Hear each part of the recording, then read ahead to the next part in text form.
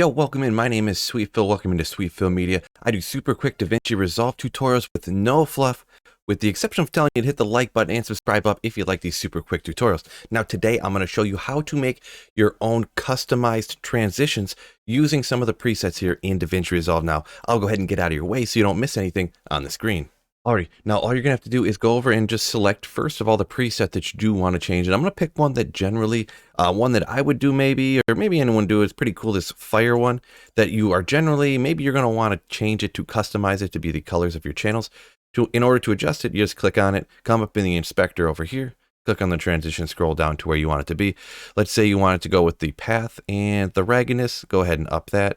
The scale so it looks even crazier, and we'll change it to whatever color we want. Let's say you want it to be green. That's kind of cool. And the hue, we want the inside to be green as well, and we want that burn to be thicker, and maybe we want the glow to be even, we'll go down like this, the glow brightness to make it glow like crazy. And you see now that we're adjusting all this stuff, you aren't going to want to do this all the time, right? I would think not anyways. So now that we have it all done, all you have to do to save this as a preset, so you don't have to adjust it like this transition every time, right click down on the actual transition, go to create transition preset. We're going to go transition preset. We're just going to call it green and hit OK. Now what this does, where do you find it? Actually over here in the effects under video transitions, all you got to do is scroll down to a section called user. And then under user, see I have a blue one. And I have this green one right here.